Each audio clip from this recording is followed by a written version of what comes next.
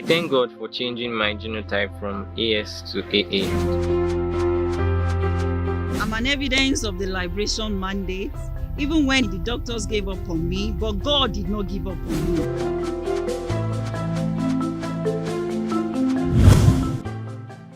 I got married on the 20th of November 1988.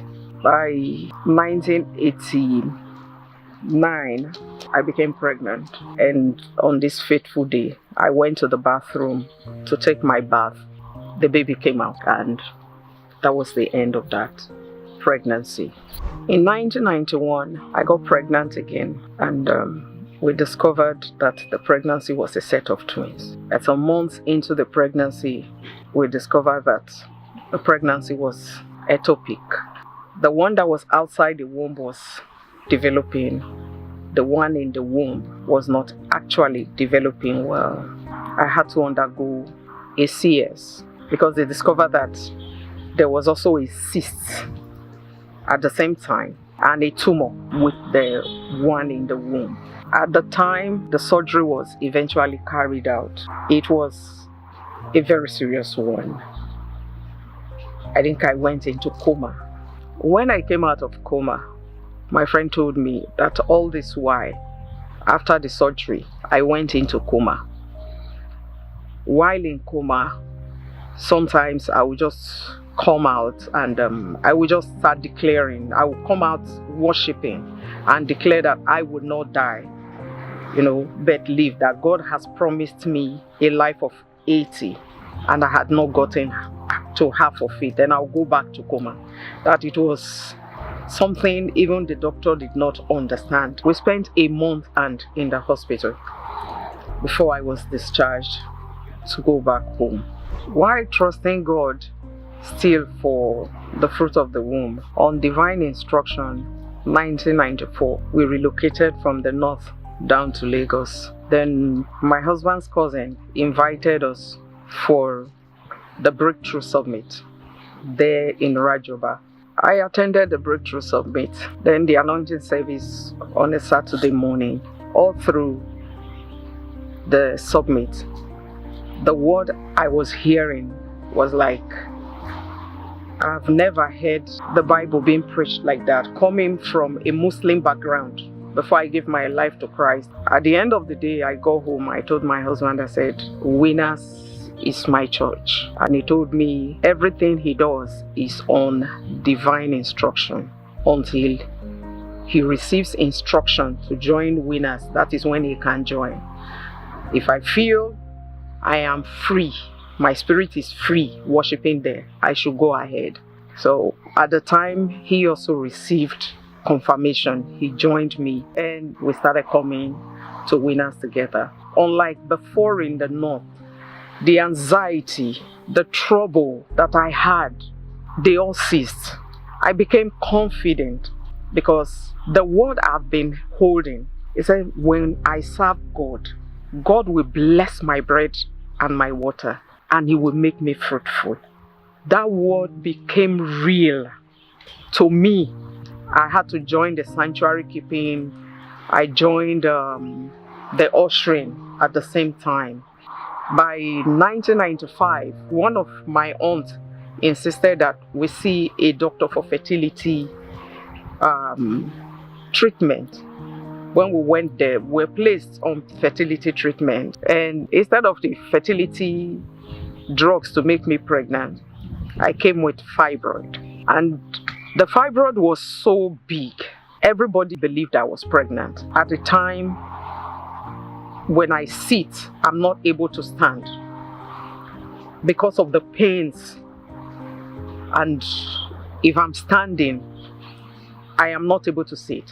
So most of the time, I trek long distances. But I kept trusting God that with the testimonies I'm hearing in Winners, God is able to turn my situation around. Going back to the same hospital for the fertility, they said I had to go through a CS to remove the fibroid. When I go home, I told my husband said, no. The instruction God gave to him is that only childbirth will make me to be opened up again. Lo and behold, there was a feet washing that week. When I got to the church, all the washing feet points, I told myself I was going to task myself, even upstairs. I started from upstairs in the overflow, the children's church. I filled all the buckets with the bowls for feet washing. I came to the overflow. I went all the points. I fetched the water in pain. But after that, I was supposed to go and take a point for serving as an usher. I heard the voice saying, "You have served. Get yourself a place to worship me." I went under the tent. I didn't go into the church. Under the tent where I was, I sat at the edge where Papa passes from the secretariat into the church auditorium. While the praise and worship was going on, then Papa started coming in. He wore a flowing gown, an agbada that he wore that day.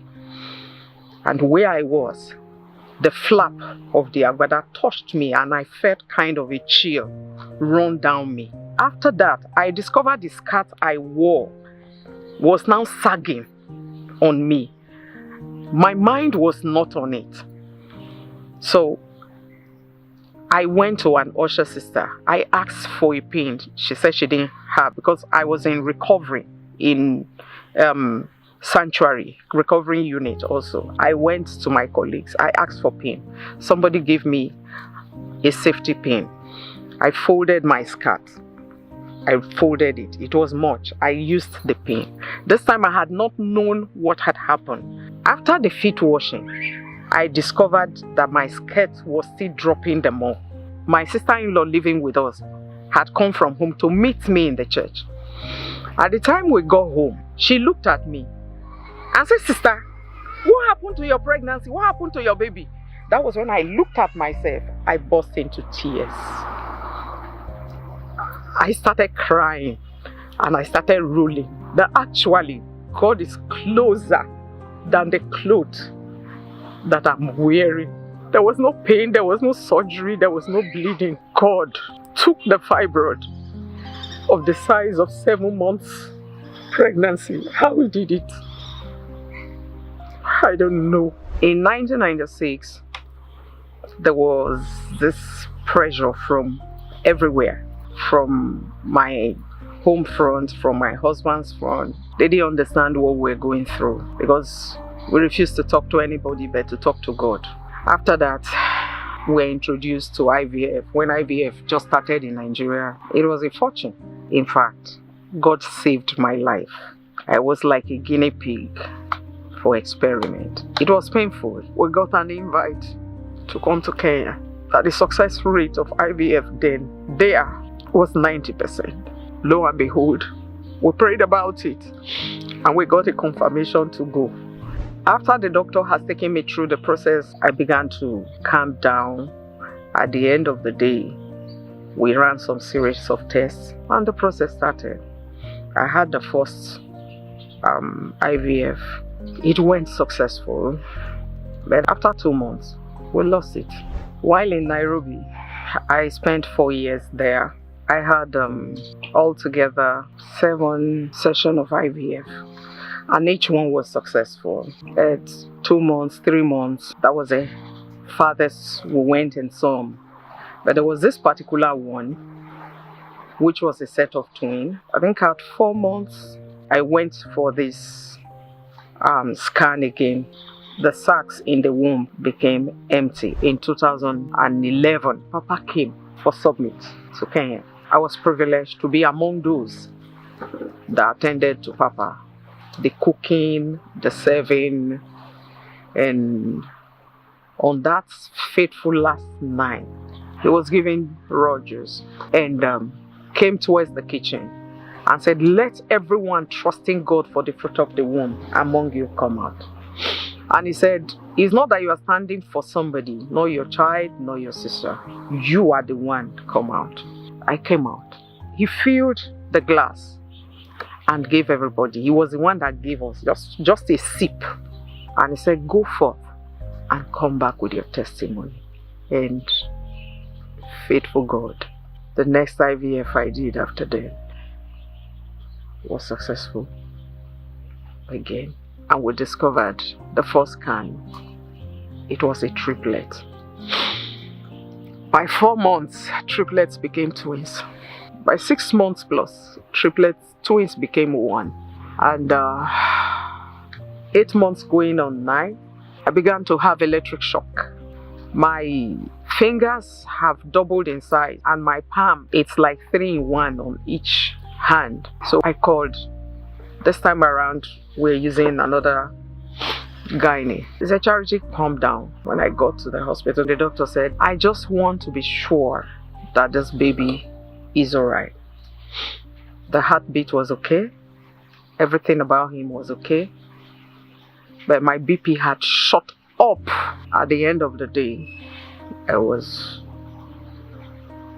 referred to the best teaching hospital in Nairobi, where I was taken in. I was isolated. Lo and behold, God took control. I was wheeled into the theater, and that is how our son was brought out on the 10th of May 2012. All in all, I had 21 pregnancies that ended in miscarriages. I had one which was a stillbirth. Now that I see laughter grow, it's so fulfilling, and every day I'm so grateful to God, and I give him all the glory and praise for all of it.